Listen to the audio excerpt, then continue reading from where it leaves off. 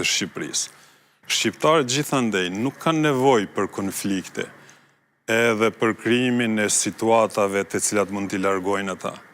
Ata kanë nevojë për një integrim të përbashkët, për ta njoftë më mirë njëri tjetrin, për ta ndihmuar njëri tjetrin dhe për të mos u përzirë në punët që nuk ju takojnë në raport me njëri tjetrin.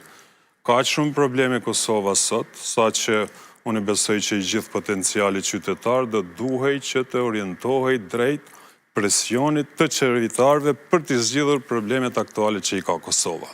Që një nga problemet i cila po na riciklon kriza është zgjedhja e presidentit. Ne gjithmonë do të kemi probleme me zgjedhjen e presidentit të Kosovës. Qa ka nevojë? Prandaj ka nevojë për të ndryshuar kushtetuta. A është e lehtë? Fare nuk është e lehtë për të ndryshuar kushtetuta, sepse duhet shumica kualifikuar. Deputetëve serb. Po, patjetër duhen edhe 2/3 e minoriteteve që natyrisht pa pajtimin e deputetëve serb, kjo formalisht është e pamundur të bëhet. Mirë po unë e shoh si zgjidhje të problemit që nuk riciklon kriza të kësaj natyre, vetëm në qoftë se në Kosovë zgjedhet presidenti drejt për drejt nga populli.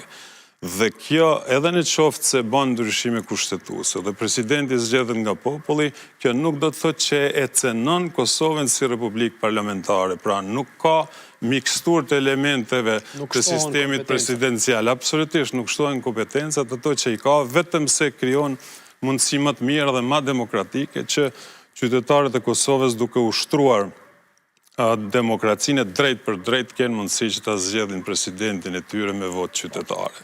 Përndryshe do të mund të kemi probleme, sepse sipas kushtetutës së Kosovës, për të zgjedhur presidentit duhet të ketë 80 vota prezencë në kuvendin e Kosovës. Në raundin e parë duhet të ketë edhe 80 vota pro. Edhe në raundin e dytë duhet të ketë 80 vota pro. Po në raundin e tretë janë 61 vota pro sipas kushtetutës. Mirë, po në qoftë se nuk ndodh raundi i parë dhe raundi i dytë, atëherë natyrisht nuk ndodh as raundi i tretë. Prandaj absolutisht sipas mendimit tim nuk ka tjetër zgjedhje përveç të ulen njerëzit në tavolinën e bisedimeve partitë politike dhe të zgjejnë zgjidhje dhe kanë ku marrin shembull. Në qoftë se ju kujtohet në vitin 2001, LDK-ja i kishte fituar shumë zgjedhjet. Mirë po Rugova atëherë tregoi leadership, sepse edhe elektoratit ju drejtua me fjalët neve na duhet një shumicë solide, po e citoj. Mirë po duhet votuar edhe të tjerët, sepse duhet jemi bashkë për të ndërtuar institucionet e Kosovës.